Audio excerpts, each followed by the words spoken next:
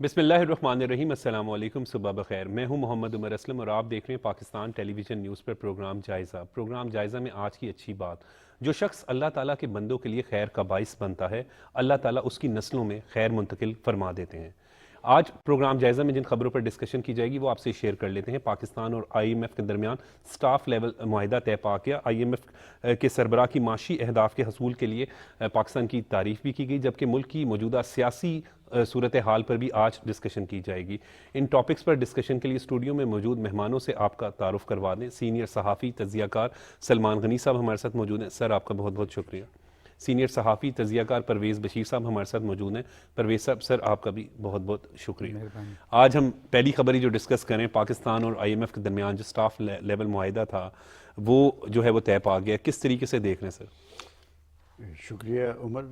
دیکھیں، یہ معاشی اہداف انہوں نے ان کے لیے، اور یہ معاشی اہداف کا حصول ہوا ہے اور تبھی یہ قسط ملی ہے۔ یہ $70 کروڑ کی قسط ہے، اور یہ معاہدہ ہوا تھا سابق جو اتحادی حکومت تھی اس کے دور میں، اور 3 مختلف ادوار کے اندر اس کی انہوں نے پیمنٹ کرنی تھی۔ دیکھیں، آئی ایم ایف آپ کو کہتا کیا ہے؟ آئی ایم ایف ڈکٹیشن نہیں دیتا، وہ صرف یہ کہتا ہے کہ آپ نے اپنا مالیاتی ڈسپلن قائم کرنا ہے، اور اب ہم آئی ایم ایف کے کہنے پہ کر رہے ہیں جو کام ہمیں از خود کرنا چاہیے۔ پاکستان کی معیشت میں پوٹینشیل تو موجود ہے، پاکستان قدرتی وسائل سے مالا مال ایک ملک ہے۔ دراصل ہم اپنے اہداف تو طے کر لیتے ہیں لیکن اہداف کا حصول نہیں ہوتا۔ عمر، پاکستان کے اندر آپ دیکھیں 75% وہ لوگ ٹیکس دیتے ہیں جو تنخواہ دار ہیں، جی، کہ اگر آپ صرف ٹیکس دینا شروع کر دیں ریگولر، کیا وجہ ہے کہ پاکستان کے بڑے بڑے لوگ ٹیکس نہیں دیتے؟ بڑی بڑی مارکیٹس ہیں، تاجر ہیں۔ اگر صرف آپ ٹیکس کا حصول یقینی بنا لیں تو پھر ہمیں آئی ایم ایف کی طرف نہیں دیکھنا پڑے گا، اور آئی ایم ایف آپ کو بلاتا نہیں ہے۔ آپ کی حکومتیں آئی ایم ایف کے جانے پہ مجبور ہوتی ہیں۔ جب آپ پہ مالی کرائسس آتا ہے تو مالی کرائسس کیوں آتا ہے؟ دیکھیں، بات یہ کہ جیسے میں نے پہلے یہ بات کہی ہے کہ آپ نے مالیاتی ڈسپلن قائم کرنا ہے، اور مالیاتی ڈسپلن جو ہے وہ حکومت نے قائم کرنا ہے۔ حکومتیں اگر اپنی آمدن سے زیادہ اخراجات کریں گی تو یقیناً ایک انبیلنس قائم ہوگا۔ میں سمجھتا ہوں کہ پچھلی حکومت نے جو معاہدہ کیا تھا اس کے بعد اس حکومت نے بھی اپنے اہداف پورے کر کے دکھائے ہیں۔ $70 کروڑ کی انہوں نے ایک قسط جاری کی ہے۔ ابھی یہ معاملہ آگے آنے والی حکومت ہے، اس کے ساتھ بھی یہ معاملات طے ہوں گے، لیکن پھر میں ایک بات کہوں گا کہ آخر کب تک ہم آئی ایم ایف کے سہارے چلیں گے؟ بات یہ کہ کیا ہمارے اندر اتنا پوٹینشل نہیں ہے، کیا اہلیت اور صلاحیت نہیں ہے؟ میرا خیال سب کچھ ہے۔ اگر آپ اپنی پالیسی کا تعین درست کریں تو پھر ہمیں نہ آئی ایم ایف کے پاس جانا پڑے، نہ آئی ایم ایف کی شرائط ماننی پڑے۔ کرنے کے کام ہمارے تھے، اور حکومتوں کی وجہ سے بالآخر آپ کو جانا پڑتا ہے آئی ایم ایف کے پاس۔ آپ کی معیشت کے اندر اگر مؤثر اقدامات کیے جائیں، آپ کی پالیسیز کا رخ درست ہو، تو پاکستان کی معیشت میں اتنا پوٹینشیل ہے کہ ہم اپنے پاؤں پہ کھڑے ہو سکتے ہیں۔ کیوں نہیں کھڑے ہو سکے؟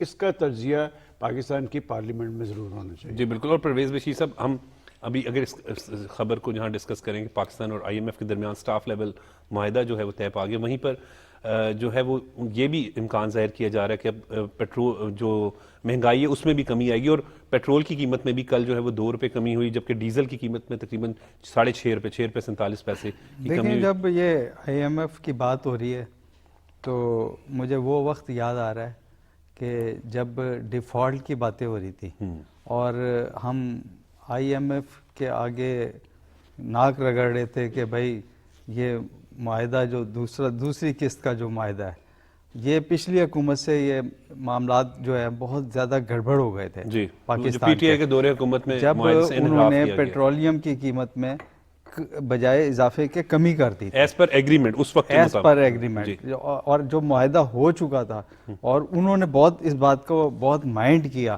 اور پاکستان اس وقت بہت بری طرح اقتصادی حالات کی وجہ سے پھنس گیا تھا، اور اس وقت ایسا نظر آ رہا تھا کہ ہمارا حال جو ہے بہت برا ہوگا، سری لنکا کی طرح، اور اس سے بھی زیادہ بدتر ہو جائے گا۔ تو بہت سارے خدشات تھے۔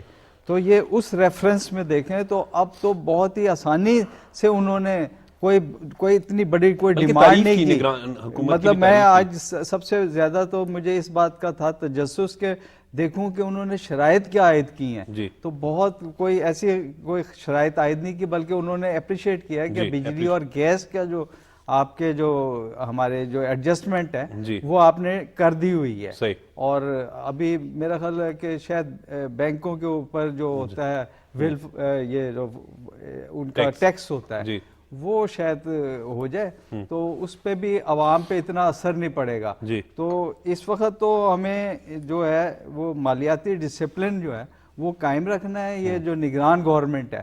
اور میرا خیال آئندہ جو آنے والی حکومتیں ہیں وہ پھر ایک لانگ ایک جو ہوتا ہے نا طویل المیاد جو پروگرام ہے اس کے حوالے سے دیکھیں گی، اس لیے کہ ہم آئی ایم ایف سے بہت زیادہ جو ہے ہم مدد نہیں لے سکتے جی کیونکہ وہ برڈن بھی ڈالتی ہے ساتھ ساتھ. وہ مالیاتی ڈسپلن ہوتا ہے، ساتھ ساتھ عوام کے اوپر شروع میں ابتدا میں جو ہے وہ جو ہے بوجھ ضرور پڑتا ہے.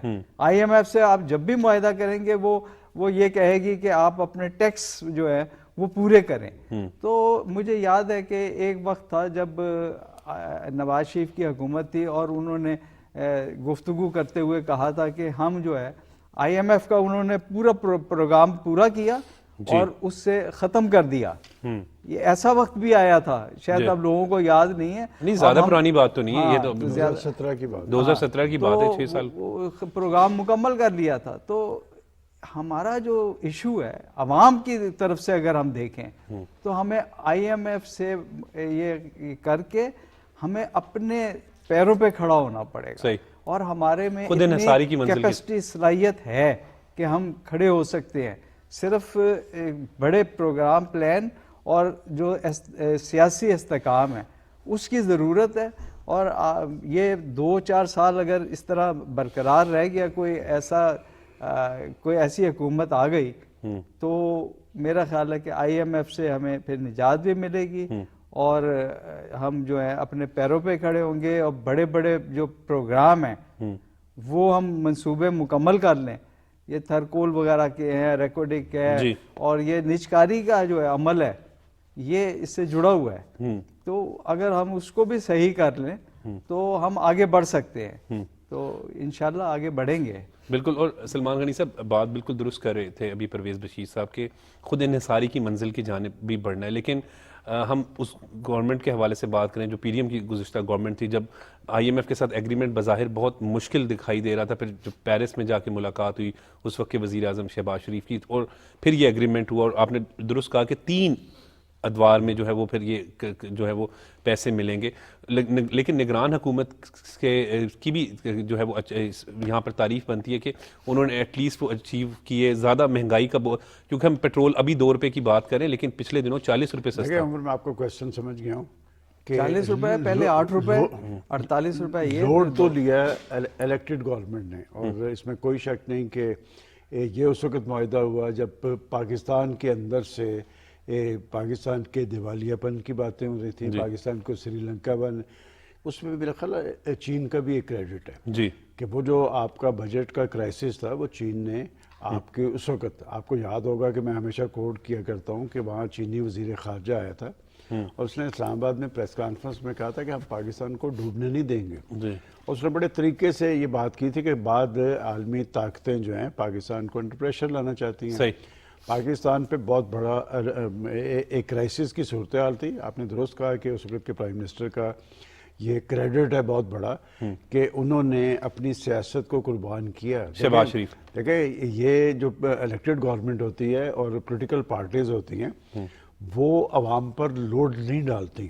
ابھی جب آپ پرویز صاحب ذکر کر رہے تھے کہ جی آئی ایم ایف کا پروگرام کمپلیٹ کیا، تو میں آپ کو بتاتا چلوں کہ یہ جو آئی ایم ایف کی ایم ڈی ہے یہ اس وقت ورلڈ بینک کی سربراہ تھی 2017 میں.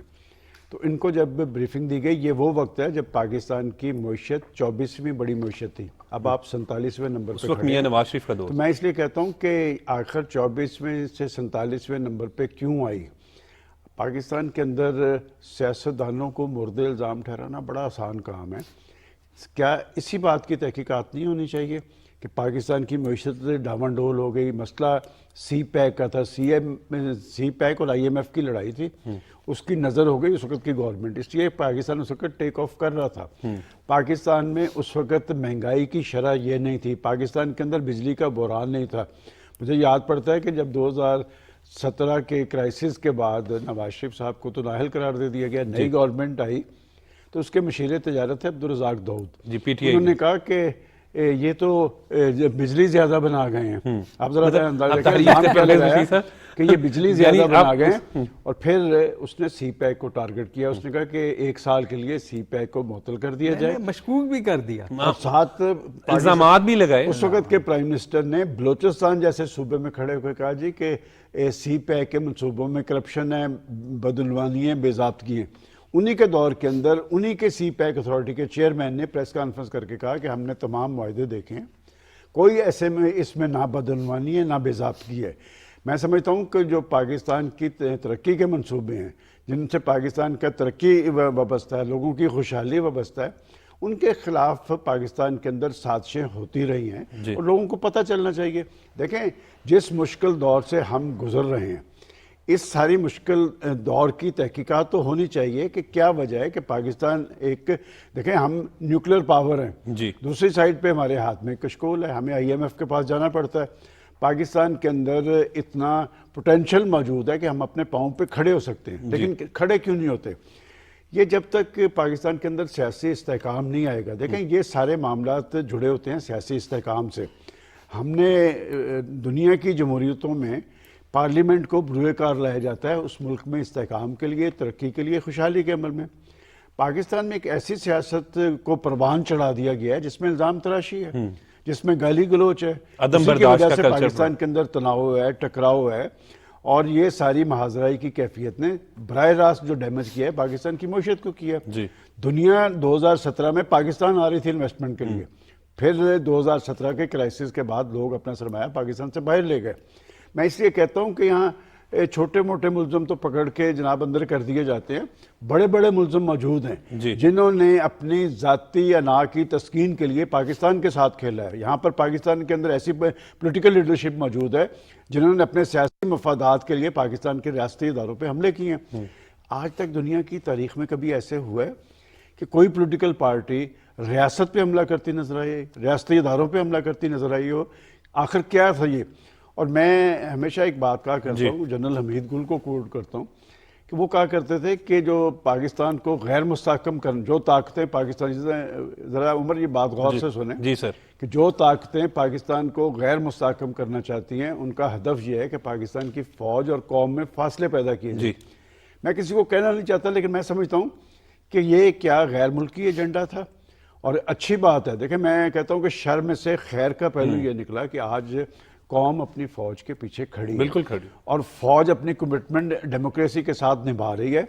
انتخابات کی طرف ہم بڑھ رہے ہیں. میری دعا یہ ہے کہ پاکستان کے اندر ایک سٹیبل گورنمنٹ بنے. میں سٹیبل گورنمنٹ کی جب بات کرتا ہوں اس لیے کرتا ہوں کہ اس کے پاس فیصلوں کا اختیار ہوتا ہے. دیکھیں آپ نے اگر بڑے فیصلے کرنے ہیں تو پھر آپ کے پاس ایسی لیڈرشپ موجود ہونی چاہیے جو فیصلے کر سکے. وہ فریب زندگی ہے, سہاروں کی زندگی. اگر آپ مخلوط حکومتوں کا تجربہ کریں گے تو مخلوط حکومتیں ویسے ہی چلیں گی جیسے 16 ماہ کی حکومت تھی کہ شہباز شریف پنجاب کے ایک کامیاب ترین چیف منسٹر تھے. ان کی مثال دی جاتی تھی, ان کے بارے میں عالمی اداروں کی رپورٹس موجود تھی کہ پنجاب ایک گورنیبل صوبہ ہے, اور چھوٹے صوبے لاہور کی طرف دیکھتے تھے, پنجاب کی طرف دیکھتے تھے. لیکن جب وہ پرائم منسٹر بنے تو آپ دیکھیں کتنے بڑے کرائسس تھے کہ اس سارے معاملات میں جب ہم یہ کہتے ہیں کہ جی وہ ڈیلیور نہیں کر پائے, اس دور کے اندر مہنگائی ہوئی, بے روزگاری ہوئی, لیکن پاکستان کو دیوالیہ پن سے بچایا گیا. شہباز شریف اور میں سمجھتا ہوں کہ اب بھی ایک فیصلہ پاکستانی قوم کو کرنا ہے. فیصلہ یہ ہونا چاہیے کہ وہ ملک کے مفاد میں ہونا چاہیے, اور پاکستانی عوام کا حسن یہ ہے کہ انہوں نے اپنا وزن جو ہے ہمیشہ ڈیموکریسی کے ساتھ ڈالا ہے, لیکن وہ ڈیموکریسی کیوں کر ڈیلیور نہیں کر پاتی, یہ سب سے اہم سوال ہے. اس پر مزید بھی بات کریں گے, لیکن وقت ہو رہا ہے بریک کا.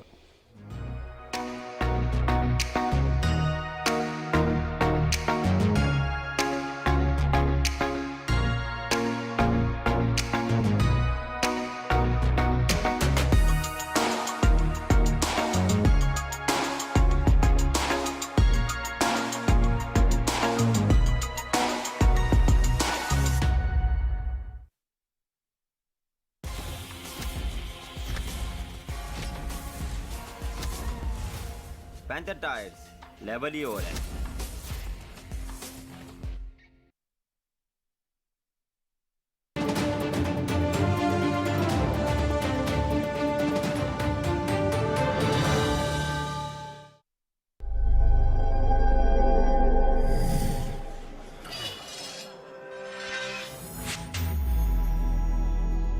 توانائی اور بچت پاکستان کی ضرورت.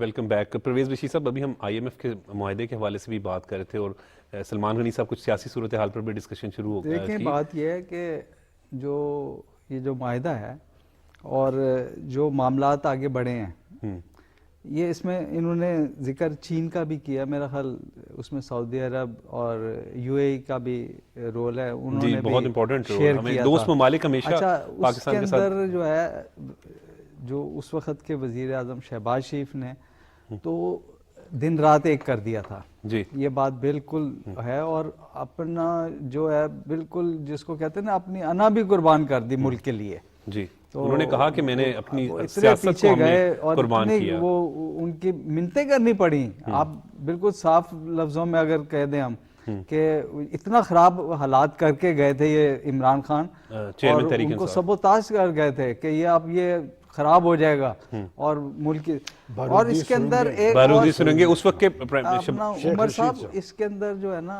فوج کا بھی بڑا رول تھا. جی انہوں نے دیکھا کہ پاکستان کی معیشت خراب ہوگی تو پاکستان خراب ہوگا. صحیح, بالکل. اچھا, یہ جو اب آپ صورتحال دیکھ رہے ہیں, نواز شریف نے جو یہ قبول کیا ہے یہاں پر آنا بھی, اور جو آگے افہام و تفہیم کی جو بات کر رہے ہیں, یہ معیشت سے ریلیٹڈ ہے. جی, اور فوج جو ہے وہ بہت سارے معاملات میں انوالو ہے اور سرپرستی کر رہی ہے, اور کہ وہ جی اقتصادی صورتحال کے حوالے سے میں بات کر رہا ہوں, سیاسی نہیں. ٹھیک, بالکل صحیح. اقتصادی صورتحال کے حوالے سے اس میں ایس آئی ایف سی بھی ہے, اسپیشل جی انویسٹمنٹ وہ بن گئے ہیں, اس میں وہ اشتراک سے آگے چلیں گے. تو اب جو افہام و تفہیم کی بات ہو رہی ہے, تو اس میں اب وہ پرانی جو لڑائیاں ہیں, جھگڑے جو ہیں, وہ پاکستان کی معیشت کو خراب کرتے ہیں. صحیح. تو اس لیے وہ اب اس کی بات نہیں کر رہے نواز شریف صاحب, اور یہ مسلم لیگ جو ہے جی وہ آگے دیکھ رہی ہے, اور معیشت کو آپ بحال جو کر سکتے ہیں, معیشت کو بہتر جو کر سکتے ہیں, انہوں نے کہا ہے کہ ہماری حکومت کو اگر نہ ہٹاتے تو آج یہ غربت ختم ہو چکی. پرویز بشیر صاحب, آپ تو بڑا کلوزلی جانتے ہیں میاں شہباز شریف صاحب کو اور میاں نواز شریف کو, تو کیسے دیکھ رہے ہیں, کیونکہ اب بلوچستان کا حالیہ دورہ کیا انہوں نے, اب الیکشن ڈیٹ اناؤنس ہو چکی ہے, سلمان غنی صاحب بھی بیٹھے ہیں, آپ لوگ تو بہت کلوزلی جو ہے پی ایم ایل این کی قیادت کی سیاست. دیکھیں, میں وہی ذکر کر رہا ہوں کہ خاص طور پر نواز شریف صاحب جی وہ جو بیانیہ لے کے چل رہے ہیں, وہ بیانیہ وہ والا نہیں ہے. انہوں نے بڑا, اس لیے کہ وہ افہام و تفہیم اور درگزر کا ہے اور آگے دیکھنے کا ہے. ان کا جو فوکس ہے وہ معیشت ہے. جی, اور غربت کا خاتمہ ہے, بے روزگاری کا خاتمہ ہے, اور دیکھیں وہ وہاں پر ذکر کس چیز کا کرتے رہے بلوچستان جا کے, وہ اپنی جو تعمیر و ترقی کی بات تھی وہ کرتے رہے ہیں. بالکل. اور ان کا ایجنڈا جو ہے اب وہ سارا فوکس جو ہے وہ اسی طرف ہے کہ پاکستان کی معیشت کو کیسے بہتر بحال کر کے بہتر مزید کیسے کرنا ہے. تو شہباز شریف جو ہے وہ بھی میرا خیال ہے کہ ذہنی طور پہ جو ہے وہ تعمیر و ترقی کے آدمی ہیں وہ, اور جس طرح کا وہ پنجاب میں وہ انہوں نے کر کے دکھایا, مثال دی جاتی تھی کاموں کے حوالے سے, تو انہوں نے کر کے بھی دکھایا. تو وہ بھی میرا خیال ان کو دونوں کا اشتراک اس بات پہ ہے کہ بھئی اب تعمیر و ترقی کر کے غربت کا خاتمہ کرنا ہے, مہنگائی کو کم کرنا ہے. تو یہ اس پہ چل رہے ہیں. بالکل ٹھیک کہہ رہے ہیں. اور میاں نواز شریف اور میاں شہباز شریف کی جب ہم بات کرتے ہیں تو جس طرح بات کریں انہوں نے بڑا واضح کیا کہ سب کو ساتھ لے کر چلیں گے اور اپنے ترقیاتی کام جو کروائے ان کے دور میں ہوئے وہ گنوائے. اب سے سیاست بھی ایسی ہونی چاہیے کیونکہ سینئر لوگ ہیں تو اپنے کاموں کے حوالے سے آگے بڑھنا چاہیے, الزام تراشی کی سیاست کو رد کرنا چاہیے. دیکھیں عمر, پہلے تو بات ہے کہ ان کا جو بلوچستان کا وزٹ ہے, بلوچستان رقبے کے حوالے سے پاکستان کا سب سے بڑا صوبہ ہے اور آبادی کے حوالے سے سب سے چھوٹا ہے, لیکن بلوچستان کی اہمیت اور حیثیت بہت زیادہ ہے, اس لیے کہ وہاں پر گوادر کی بندرگاہ ہے, سی پیک کے حوالے سے اس کا رول ہے. اور انہوں نے یہی بتایا کہ 2017 تک ہم نے کیا, گوادر سے کوئٹہ تک کی سڑک جو ہے کئی 100 کلومیٹر کی سڑک تھی. اور اگر آپ شریف برادران کی قیادت کو دیکھیں تو مواصلاتی سسٹم کو بڑی اہمیت دیتے ہیں. آپ تو بہت کلوز ہیں ان کے رہے ہیں اور بطور جرنلسٹ آپ نے وہ سارا کام. ہم اسے دوسری بات, جب آپ سیاسی استحکام کی کہہ رہے ہیں, مجھے جو بات ان کی ایک اچھی لگی ہے نا, یہ جو کہا کہ انہوں نے آگے مفاہمت کی بات کی ہے, ملک کو آگے لے جانے کی بات کی ہے, اس پہ پیش رفت ہونی چاہیے. اس کی ایک مثال ہے, دیکھیں پیپلز پارٹی کی قیادت کی کوئی ریزرویشن ہے ان کے حوالے سے, خصوصاً بلاول بھٹو زرداری صاحب ایک آپ کی طرح وہ نوجوان لیڈرشپ ہے, حالانکہ وہ شہباز شریف صاحب کی کیبنٹ کے وزیر تھے, خارجہ محاذ کی ذمہ داری ان کے پاس تھی. انہوں نے ایک دو باتیں تلخ باتیں کی ہیں. مجھے اچھا لگا کہ شہباز شریف صاحب نے وہاں پر کوئٹہ میں جب انہیں سوال ہوا, انہوں نے کہا وہ میرے چھوٹے بھائی کی طرح ہیں اور ہمیں اب پاکستان کے اندر پختہ سیاست کی طرف پیش رفت کرنی چاہیے. دیکھیں ملک نے اگر آگے جانا ہے تو پاکستان کے اندر سیاسی استحکام درکار ہے, اور نواز شریف صاحب 3 دفعہ پاکستان کے پرائم منسٹر رہے ہیں, سینئر سیاستدان ہیں, اور میں آج بھی سمجھتا ہوں کہ وہ سب کو ساتھ لے کے چلیں گے. ایک انتخابی صورتحال طاری ہوئی ہے, اس میں نئے الائنسز بنیں گے, لیکن ایک تو پاکستان کے اندر آزادانہ اور شفاف انتخابات ہونے چاہیے, اور اس کے نتیجے میں مسلسل ایک بات کہہ رہا ہوں کہ کم از کم ایک ایسی حکومت بننی چاہیے جو بڑے فیصلے کر سکے. دیکھیں بڑے فیصلے جو ہیں وہ معیشت کے حوالے سے ہوں گے, وہ معاشرت کے حوالے سے ہوں گے, وہ سیاست کے حوالے سے ہوں گے, تب ملک آگے جائے گا. پاکستان کے ساتھ دنیا کھڑی ہونے کے لیے تیار ہے. اگر ایک ملک ڈوب رہا ہو اور ملک کے اندر ایک کرائسس کی صورتحال ہو تو کوئی آپ پر توجہ نہیں دیتا. دیکھیں 2017 کی بات ہم اس لیے کرتے ہیں کہ آپ یہ کریڈٹ نواز شریف صاحب کا کہ اس وقت ایٹمی دھماکے کیے تو پاکستان دفاعی اعتبار سے خود انحصاری کی منزل پہ پہنچا. آج ہمارے دشمن کو, ہمسایہ ملک جو ہر چوتھے روز جہاں پر فوج لے کے آتا تھا, اس کو اب ضرورت نہیں ہے. لیکن اصل بات جو ہے وہ ہے معاشی صورتحال. جب آپ معاشی حوالے سے اپنے پاؤں پہ کھڑے ہوں گے تو پاکستان کے اندرونی کرائسس بھی ختم ہوں گے اور بیرونی محاذ پہ بھی پاکستان کا قد بڑھے گا. اور سر یہاں پہ ہی بات اگر کر لیجئے, جس طرح آپ ایفرٹس کا ذکر کریں بالکل درست کہہ رہے ہیں, لیکن قانون کی بالادستی کے حوالے سے بھی اگر بات کریں تو اس کی بھی ایفرٹس ہمیں دیکھیں. یہ بڑا اہم فیصلہ ہے, یہ بڑا اہم فیصلہ ہے. آپ کو یاد ہوگا کہ اس وقت کیا ہو رہا تھا اسلام آباد میں, اور یہ فیصلہ اس لیے اہم ہے کہ اس میں قانون کی حاکمیت کا تصور جو ہے تھا وہ مجروح ہوا تھا. کہ ہمارے کچھ ادارے ایسے ہیں جو ہمارا فخر ہیں, دنیا بھر میں ہم یہ کہتے ہیں کہ یہ ادارے ہیں اور یہ نمبر 1 پہ ہے, نمبر 2 پہ, نمبر 3 پہ. دیکھیں کچھ لائنز آئین پاکستان نے ڈرا کی ہیں تمام اداروں کے حوالے سے. آپ اپنی حدود و قیود کے پابند ہوتے ہیں. یہ کریڈٹ آپ کو قاضی فائز عیسیٰ جو پاکستان کے چیف جسٹس ہیں انہیں دینا چاہیے کہ جس پہ انہوں نے کمیشن بنایا ہے اس پہ وہ فیصلہ بھی کر چکے ہیں, اور اس فیصلے کے نتیجے میں انہیں بھی ایک کرائسس سے 2-4 ہونا پڑا ہے. میں اسے فیصلے کو پاکستان کے حوالے سے دیکھ رہا ہوں, قطعاً اس میں سیاست نہیں ہے. اس میں یہ بات طے ہونی چاہیے کہ جب ہم 2017 کی بات کر رہے ہیں, یہ وہی ہے سارا سلسلہ کہ ہمارا اسلام آباد وفاقی دارالحکومت ہے, ہماری طاقت کا محور ہے. وہاں پر آپ کرائسس پیدا کر رہے ہیں. یہ چیزیں کھلنی چاہیے کہ کون لوگ تھے, کیا ان کے مفادات تھے, پاکستان پہ وہ کس کو مسلط کرنا چاہتے تھے. یہ بڑی تلخ بات ہے, اور اس میں سے ایک خیر کا پہلو نکلے گا. آپ کے خیال میں ہمارے چیف جسٹس کو نہیں پتا, وہ تو ایک ڈیسیژن کر چکے ہوئے ہیں.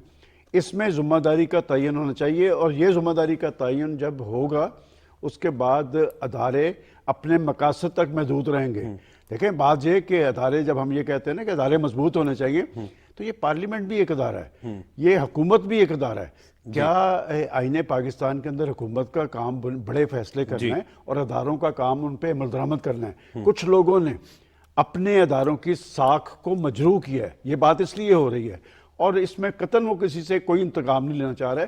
اس کے آپ ٹی او آرز پڑھیں, اس کے TORs بڑے امپورٹنٹ ہیں جی۔ اس لیے کہ یہ آخر یہ آپ کو پتہ ہے کہ کیا صورتحال تھی تاریخ کہ گجرانوالہ میں گجرات میں جیلم میں کون لوگ کن کو کھانے دے رہے تھے اور کن کے کہنے پہ دے رہے تھے. اس لاہور سے گاڑیاں کون بھجوا رہا تھا؟ آپ پاکستان کے اندر تماشا لگوانا چاہتے ہیں؟ یہ تماشوں کا سلسلہ بند ہونا چاہیے.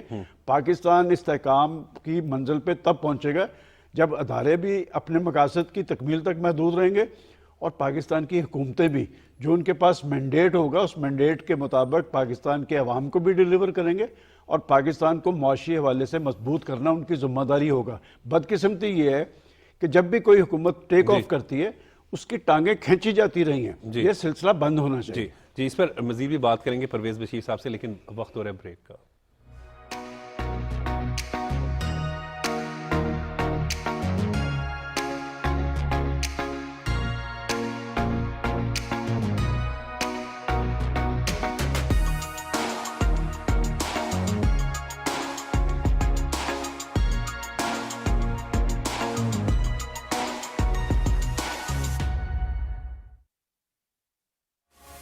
पैंथर टायर्स लेवल ही और है.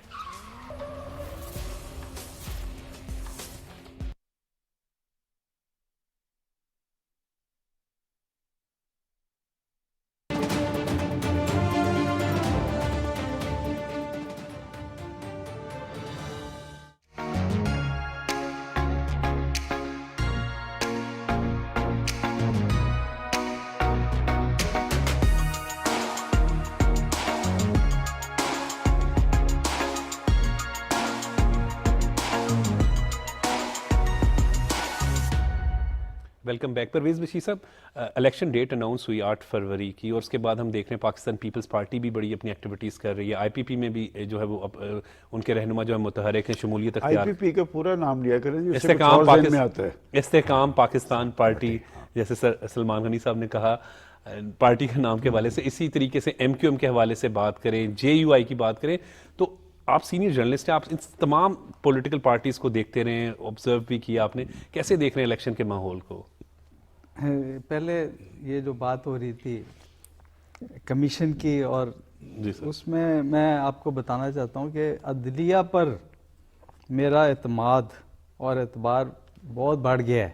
جی اس لیے کہ بعض لوگ کہتے تھے کہ کچھ چیزوں کو یہ چھیڑ نہیں سکتے، کچھ جہاں پر جلتے ہیں. جی لیکن کل انہوں نے واضح طور پہ جو بات کی ہے اس سے مجھے کافی تسلی بہت ہو گئی ہے کہ یہ بالکل صاف شفاف ہے. جی. وہ جو کہتے تھے کہ جی ان کا اثر جو ہے عدلیہ پہ بھی بہت ہے، کوئی نظر نہیں آ رہا. اچھا، آپ نے بات کی ہے یہ سیاسی جوڑ توڑ کی. جی جی تو سیاسی جوڑ توڑ جو ہے وہ ہو رہا ہے اور ایسا نظر آ رہا ہے کہ جیسے کہ بعض جماعتوں نے بالکل اپنے قبول کر لیا، تسلیم کر لیا اور عوام کو باور کرا رہے ہیں کہ بھائی یہ جو شخص ہے یہ حکومت کرنے آیا ہے اور یہی حکومت کرے گا، انہی کو حکومت ملے گی. جی یعنی یہ جو سیاسی لحاظ سے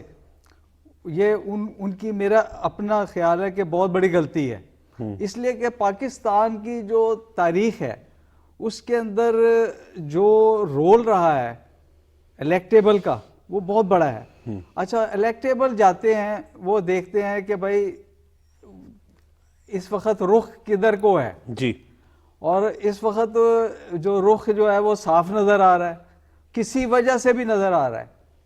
تو الیکٹیبل جو ہے وہ کن کی طرف ہے بتا دیں. وہ نواز شریف کی طرف ہے. نواز شریف آئے ہیں اور بالکل چھا گئے ہیں وہ جی چاروں طرف.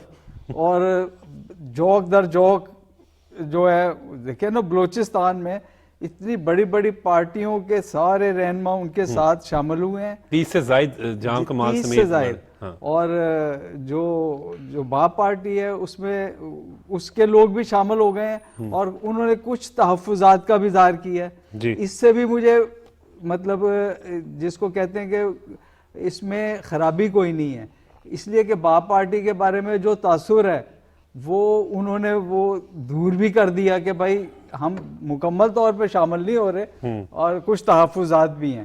جی تو اس سے آپ نے پوچھا ہے کہ جی پیپلز پارٹی جو ہے وہ میرا خیال ہے کہ اس کو پتہ ہے کہ پنجاب میں جو ہے اس کا رول بہت کم ہو گیا ہے، جی فی الحال تو کوئی نظر نہیں آ رہا. سندھ میں اب ایسے جو بن رہے ہیں اتحاد، ان کو اس کی بڑی فکر ہے. وہاں پر جی ڈی اے بھی ہے، ایم کیو ایم بھی. ایم کیو ایم کے ساتھ جو ماضی میں ہو چکا ہے، میرا خیال اگر وہ نہ ہو اس دفعہ تو اچھی خاصی سیٹیں ان کو ملنے کا امکان ہے. اور جی ڈی اے اندرون سندھ میں بہت فنکشنل لیگ ہے. جی جی جی تو یہ ساری جماعتیں جو ہیں، اچھا جمعیت علماء اسلام کا بھی بڑا اندرون سندھ میں کافی اثر ہے. تو یہ ساری جماعتیں مل کے بہت بڑا اتحاد بنا کے، اور میرا خیال ہے کہ بہت جس کو کہتے ہیں کہ آگے انتخابات جوڑ توڑ کا میں- سلسلہ جاری ہے. جی جوڑ توڑ کا سلسلہ اور یہ جاری ہے، سیاست کا ایک اور حسن- صاف نظر آ رہا ہے کہ یہ کچھ کر کے دکھائیں گے آپ کو. حکومت وہاں پہ بھی بنا کے دکھا سکتے ہیں. آپ مسلم لیگ نون کی بات کر رہے ہیں؟ یہ مسلم لیگ نون کسی کے ساتھ اتحاد یعنی اتحاد کے ساتھ. دیکھیں عمر، اس میں میرا تھوڑا سا تجزیہ مختلف ہے جی سر. کہ یہ الائنسز بنتے ہیں پاکستان کی یہ الیکشن سیاست کا میں. حصہ ہے process ایک بڑا رجحان دیکھنے میں آ رہا ہے ماضی. اب بڑی جماعتیں ہیں وہ چھوٹی پارٹیز کو ساتھ میں لا رہی ہیں. جہاں تک سندھ کی بات ہے، اندرون سندھ کی ریئلٹی ہے وہ پاکستان پیپلز پارٹی ہے. اور پیپلز پارٹی جو میں دیکھ رہا ہوں کہ وہاں پر پیپلز پارٹی جو ہے الیکٹیبلز کو ترجیح دے رہی ہے، اور بڑی خاموشی سے کام کر رہے ہیں. اس لیے کہ علی محمد مہر جو ایکس چیف منسٹر رہے ہیں، اس کے بعد شہرازیز ہیں، اس کے بعد غوث بخش مہر ہے، یہ دوسری پارٹیوں میں تھے، یہ الیکٹیبلز ہیں وہاں کے، وہ پیپلز پارٹی میں شامل ہوئے ہیں. بظاہر یہ لگ رہا ہے کہ یہ شاید پیپلز پارٹی کے اگینسٹ ایک بڑا اتحاد بن رہا ہے، اور یہ ایک باقاعدہ ایک نفسیاتی کیفیت ہوتی ہے. لیکن میں اب بھی یہ سمجھتا ہوں کہ آنے والے وقت کے اندر نواز شریف صاحب کی ترجیح پیپلز پارٹی ہوگی. آپ دیکھیں کہ وہ جب بلوچستان میں جاتے ہیں، کہ اگر بلوچستان کے ان کے 2 روزہ وزٹ کو آپ بڑی گہرائی سے دیکھیں نا، تو مجھے لگتا ہے کہ وہ وہاں پر کمپلیکس کا شکار تو خود مسلم لیگ نون ہوگی، کہ تمام بڑی بڑی پارٹیز کے سردار اور الیکٹیبلز جو ہیں وہ مسلم لیگ نون کے ساتھ آئے ہیں. تو اس میں مسلم لیگ نون کہاں ہوگی یہ دیکھنا پڑے گا. اور مجھے یاد پڑتا ہے کہ 2013 کے الیکشن میں نون لیگ وہاں کی ایک بڑی مؤثر پولیٹیکل قوت تھی. نواز شریف صاحب نے اس وقت بھی کہا تھا کہ ہم نے قوم پرستوں کو ساتھ لے کے چلنا ہے. اور پھر آپ کو پتہ ہے کہ وہاں پر ان کے پاس ایک کمپریہنسو میجورٹی تھی، لیکن انہوں نے وہاں پر ایک فارمولہ رکھا تھا 2.5 سال کا، جس میں ڈاکٹر مالک جیسے شخص کو پہلے چیف منسٹر بنایا تھا. پارٹی نے ریزرویشن کا اظہار کیا تھا. مجھے وہ سارے مذاکرات یاد ہیں. نواز شریف نے کہا تھا کہ بلوچستان کا فیصلہ بلوچستان کی لیڈرشپ کرے گی. دیکھیں، اور بلکہ میں آپ کو ایک اور بات بھی بتاتا چلوں. 2013 میں پی ٹی آئی کے پاس پختونخوا میں سادہ اکثریت نہیں تھی. مولانا فضل الرحمان کی پارٹی اور نون لیگ اگر مل کر چاہتے تو وہاں پر ان کی حکومت بن سکتی تھی. یہ کریڈٹ ہم نا اصل میں پولیٹیشینز کو کریڈٹ نہیں دیتے کہ فضل الرحمان صاحب نواز شریف صاحب کے پاس آئے، انہوں نے کہا جی کہ ہم مل کے وہاں حکومت بناتے ہیں. یہ نواز شریف نے کہا تھا کہ پی ٹی آئی وہاں پر اکثریتی پارٹی ہے، حکومت بنانے کا حق ان کا ہے. آج کی صورتحال میں سب سے زیادہ امپورٹنٹ جو ہے وہ سندھ ہے، کہ یہ ساری ایکٹیویٹیز جو نظر آ رہی ہے سندھ میں ہیں. بلاول بھٹو زرداری صاحب اور آصف زرداری صاحب کے بارے میں ہمیشہ یہ کہتا ہوں کہ وہ پولیٹیکل سائنس کے سب سے مؤثر ان کی نظر ہے، اور وہ ایسی کوئی صورتحال طاری نہیں کریں گے. دیکھیں، یہ جو 16 ماہ کی حکومت کی جب ہم بات کرتے ہیں کہ شہباز شریف صاحب پرائم منسٹر بنے تھے، میں ہمیشہ سے کہتا ہوں کہ اس کا انیشیٹو جو تھا آصف زرداری صاحب کے پاس تھا. بالآخر پیپلز پارٹی بھی انہی کے ساتھ آئے گی. البتہ پھر دیکھنا یہ ہے کہ آگے کی طرف کیسے جائیں گے. میرا خیال، میں یہ بات زور دے کے کہنا چاہتا ہوں کہ پاکستان کے اندر استحکام آزادانہ، غیر جانبدارانہ اور منصفانہ انتخابات کی صورت میں ہوگا. پاکستان کی تمام پولیٹیکل پارٹیز کو سازگار ماحول فراہم کیا جانا چاہیے. سازگار ماحول فراہم کیا جانا چاہیے. ناظرین، بات کریں گے مزید، لیکن وقت ہو رہا ہے بریک کا.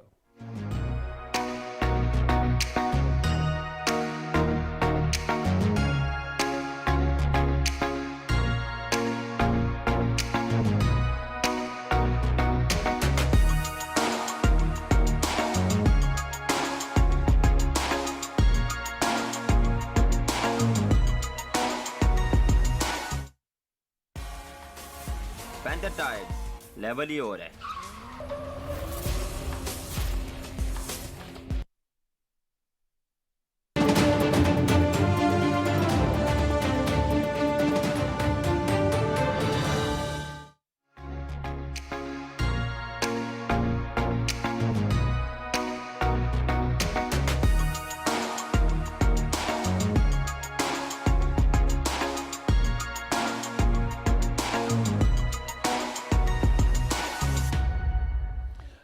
Welcome back. سلمان غنی صاحب، سر کل نگران وزیر اعظم انوار الحق کاکڑ نے اسلام آباد میں خطاب کرتے ہوئے کہا کہ بھارت خطے میں عدم استحکام کو اور محاذ ذرائی کو ہوا دے رہا ہے.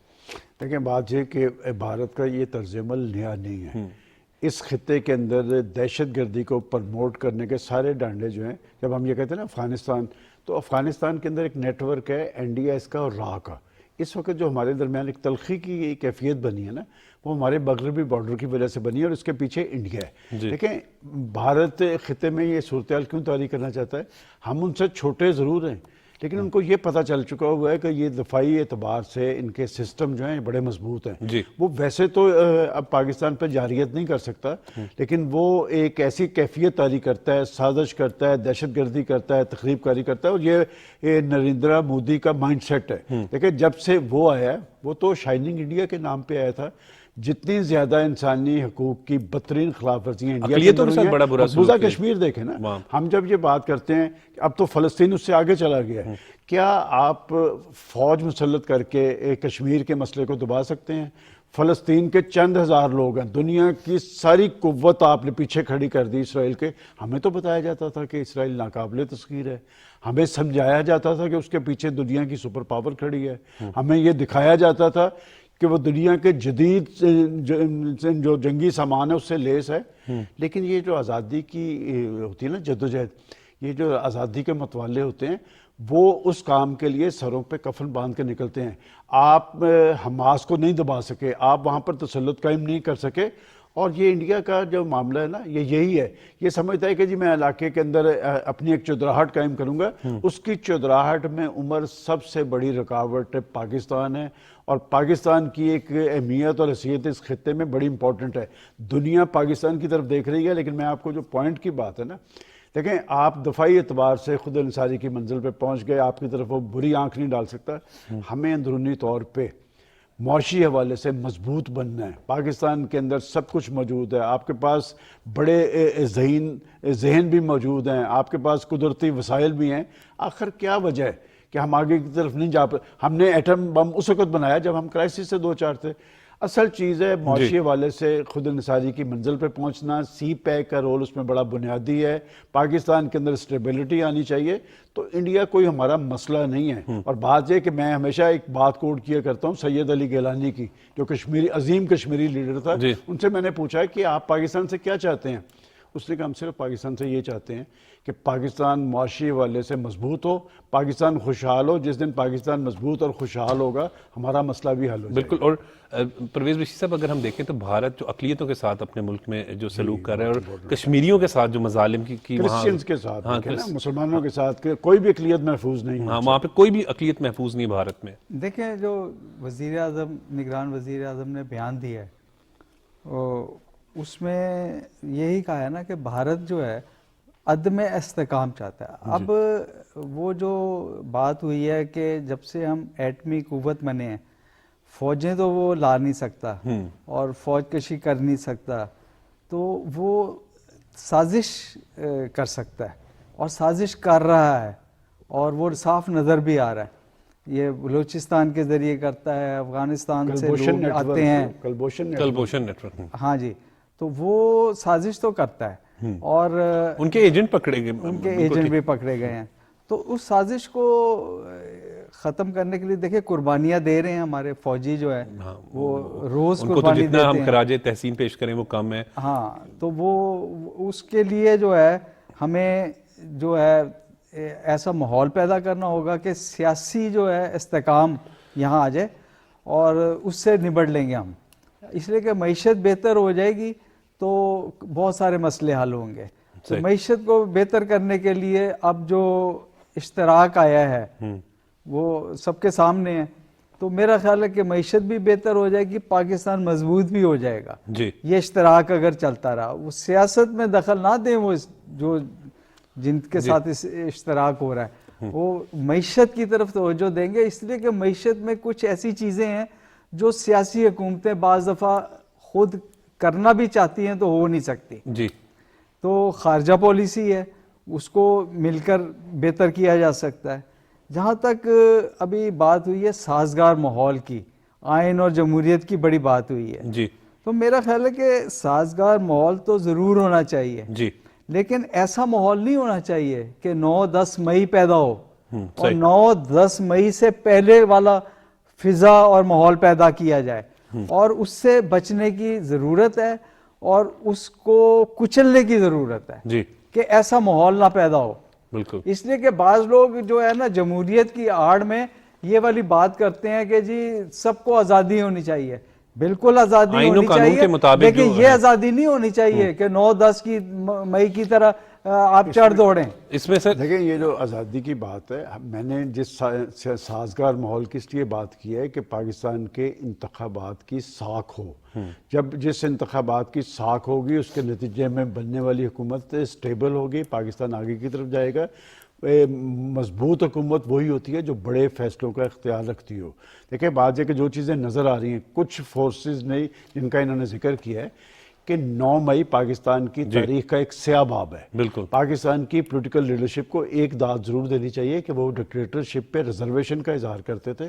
کبھی اس طرح کا واقعہ ہوا نہیں, دنیا کی سیاسی تاریخ میں کبھی ایسا واقعہ نہیں ہوا. جی اور یہ بڑی افسوسناک بات ہے ان لوگوں نے کیا ہے جن لوگوں کے لانے میں اس طرح کے کچھ لوگ انوالو تھے. اور اسی لیے میں کہتا ہوں کہ قانون کی حاکمیت کے حوالے سے کل کا سپریم کورٹ کا فیصلہ بڑا اہم ہے. یہ بہت بڑا کریڈٹ ہے. اگر وہ 2 ماہ کے اندر ایک ایسی سفارشات آ سکتی ہیں, جو لوگ پاکستان میں کرائسس پیدا کرنے کے ذمہ دار ہوئے, جنہوں نے پاکستان کے اندر معاذرائی پیدا کی یا جنہوں نے پاکستان کو معاشی حوالے سے آگے بڑھتی ٹرین کو نیچے اتارنے کی کوشش کی, ان کے مکروہ اور بھیانک چہرے ضرور بے نقاب ہونے چاہیے. یہی ملک کے بہترین مفاد میں ہے. سر ابھی 9 مئی کا ذکر ہو رہا تھا تو میں فوج کے شہداء کے حوالے سے ضرور ذکر کرنا چاہوں گا کہ یہ وہ لوگ ہیں جو ہمارے محسن ہیں, ان کے اہل خانہ, ان کی فیملیز بھی جو ہیں یہ ہمارے محسن ہیں جو اپنی جانوں کا نذرانہ دیتے ہیں. آپ کے دشمن سے آپ یہ تصور کر سکتے تھے کہ وہ یہاں تک پہنچ سکتا ہے؟ کون لوگ تھے؟ دیکھیں ہمیں اپنی صفوں میں اپنے گریبانوں میں جھانکنا چاہیے کہ ایک طرف ہم اپنی فوجی املاک پر حملے کر رہے ہیں, ہم اپنے شہداء کی یادگاریں جلا رہے ہیں اور وہ فوجی قربانیوں کی تاریخ رقم کر رہے ہیں. میں آپ کو دل کی بات بتاتا ہوں, پچھلے دنوں 17 لوگ ہمارے شہید ہوئے اور حقیقتاً 24 گھنٹے میرے پہ اس لیے اثرات رہے یار یہ کسی کے بچے ہیں, کسی کے بھائی ہیں, کسی کے بیٹے ہیں, یہ ہمارا فخر ہے, ہماری طاقت ہے. وہ بیچارہ جو کھڑا ہوتا ہے سرحد پہ, سیاچین پہ کھڑا ہوتا ہے, کبھی کسی نے تصور کیا ہے کہ وہ کس صورتحال کے اندر کھڑا ہے؟ ان کے اندر ایک جذبہ ایمانی ہوتا ہے, جذبہ شہادت ہوتا ہے. آج تک آپ نے میں آپ کو 10 واقعات کوٹ کر سکتا ہوں کہ انڈین فوج کے اندر سے لوگ بھاگ جاتے ہیں. بالکل پاکستانی فوج کا ایک بہت بڑا کریڈٹ ہے کہ انہوں نے پاک سرزمین کے تحفظ کے لیے قربانیوں کی تاریخ بھی رقم کی ہے اور آج بھی وہ سرحدوں کے اوپر پرعزم کھڑے ہیں کہ وہ پاکستان کے لیے اپنی جان جو ہے قربان کرنا وہ اپنا بہت بڑا کریڈٹ سمجھتے ہیں. اور فوج وہی ہوتی ہے جس کے پیچھے قوم کھڑی ہو. اسی میں صرف سرحدوں پہ نہیں کھڑے بلکہ ملک میں کوئی زلزلہ آ جائے, سیلاب آ جائے, کوئی آندھی تو کوئی تکلیف. پرویز صاحب جو بات کر رہے تھے کہ جی ان کی شراکت, بھائی آپ نے اپنی ذمہ داری پوری کی ہو تو پھر شراکت کی ضرورت نہیں نہ ہوتی کہ جب آپ 9 مئی کے واقعات کریں گے, جب آپ پاکستان کے اندر کرائسس پیدا کریں گے, جب آپ الزام تراشی اور گالی گلوچ کریں گے اور ملکی معیشت پہ اثر انداز ہوں گے, وہ ایک قومی ادارہ ہے اور قومی ادارے کے طور پہ انہوں نے اپنا ایک قومی رول ادا کیا ہے. آپ پاکستان کی سیاست مضبوط بنا دیں, آپ پاکستان کے اندر سیاسی استحکام قائم کر دیں, وہ اپنے آپ کو محدود کر لیں گے. بالکل ٹھیک. انہیں آئینی ان کی ذمہ داری ہے. سر آج کے دن کا پیغام دینے سے, آج کے دن کا پیغام یہی ہے کہ پاکستان کا بڑا چیلنج ہے, معاشی چیلنج ہے. جب تک کہ پاکستان معاشی حوالے سے خود انحصاری کی منزل پہ نہیں پہنچتا, اس طرح کی کرائسس سے ہم دوچار رہیں گے. اس سے نکلنے کا بہترین ذریعہ یہ ہے کہ پاکستان کی سیاسی قیادت کو سنجیدگی اختیار کرنی چاہیے قومی اور عوامی ایشوز کے حوالے سے, اور جمہوریت پاکستان کے اندر ڈیلیور کرتی نظر آنی چاہیے. معاشرے میں برداشت کا پہلو بھی ہمیں, یہ نفرت اور یہ کیوں پیدا ہوئی؟ جو سیاستدان ہوتا ہے وہ اتحاد اور یکجہتی کا پیکر ہوتا ہے, وہ قوم کو اکٹھا کرتا ہے. قوم میں نفرتیں پیدا نہیں کی جاتی ہیں, عداوت پیدا نہیں کی جاتی. آج قوم کے اندر جو انتشار اور خلفشار ہے اس کا سدباب کرنا, اس کا تدارک کرنا, گیند پاکستان کی پولیٹیکل لیڈرشپ کی کورٹ میں ہے. گیند پولیٹیکل لیڈرشپ کی کورٹ میں ہے. پرویز بشیر صاحب, سر آج کے دن کا پیغام کیا دیں گے سر؟ دیکھیں پیغام جو ذہن میں آتا ہے وہ پیغام سے زیادہ ایک آئندہ کی جو پیش بندی ہے, ذہن سازی کی گئی ہے ابھی فوج کا ذکر ہو رہا تھا اور بالکل بجا طور پہ ذکر ہو رہا تھا، اور بالکل ایسے ہی قربانیوں کا جزبات سر میرے بھی ہیں، میرے گھر والوں کے بھی پاکستانی ہیں، کے سر، ہر بالکل ایسے ہی جب تصویر آتی ہے، کوئی انٹرویو آتا ہے تو سچی بات ہے دل دکھ جاتا ہے جو کچھ ہوتا ہے. تو میرا خیال ہے ذہن سازی جو کی گئی ہے اس کا تدارک کرنا چاہیے، اس پہ ہاتھ ڈالنا چاہیے، اور یہ جو کمیشن کی بات ہے اس کے ذریعے ہی ہم سیاسی استحکام بھی پیدا کر سکتے ہیں اور معیشت کو بہتر کر سکتے ہیں. تو ہمیں اس طرح کے سٹیپ لینے چاہیے کہ اداروں کی خود مختاری نظر آنی چاہیے. عدلیہ کی خود مختاری نظر آئی ہے تو افہام و تفہیم جو ہے وہ اس وقت قوم کی ضرورت ہے، اس لیے کہ ہم اسی طرح سے آگے بڑھ سکتے ہیں. جو پچھلی باتیں اگر خراب ہو گئیں، غلط ہو گئیں، اس کو نظر انداز کیا جا سکتا ہے، لیکن 9-10 مئی کے واقعات کی فضا پیدا نہیں کی جا سکتی. بہت بہت شکریہ. جی سر، ایک بات صرف جو کہ ہمارے فوجی جوانوں کی بات ہوئی ہے، آپ کبھی ہمارا جو فوجی جوان بارڈروں پہ کھڑا ہوتا ہے اس کا چہرہ پڑھیں، ان کے چہروں پہ لکھا ہوتا ہے کہ سو جاؤ عزیزوں کے فصیلوں پہ ہر ایک سمت، ہم لوگ ابھی زندہ و بیدار کھڑے ہیں. بہت بہت شکریہ سلمان غنی صاحب، اور بہت بہت شکریہ پرویز بشیر صاحب. پروگرام میں آج جو ہے وہ سیاسی صورتحال پر بھی ڈسکشن ہوئی، لیکن جو آخری بات جو سلمان غنی صاحب نے بالکل بات کی وہ بالکل، اور پرویز بشیر صاحب نے درست کی، کہ فوج کے شہداء اور ان کی فیملیز ہمارے ماتھے کا جھومر ہے، یہ ہمارے محسن ہیں. جب ہم سوتے ہیں یہ بات کہنا بڑا آسان ہوتا ہے کہ وہ اپنی جان دے دیتے، کبھی محسوس کریں سیاچین کی ٹھنڈ میں وہ کھڑے ہوتے ہیں، بارڈر پہ کتنے مشکل حالات میں وہ کھڑے ہوتے ہیں، اپنے عزیز و اقارب کو چھوڑ کر صرف وطن کی خاطر، قوم کی خاطر ان کو سلام پیش کرتے ہیں. مجھے اجازت دیں، دیکھتے رہیں پاکستان ٹیلی ویژن نیوز.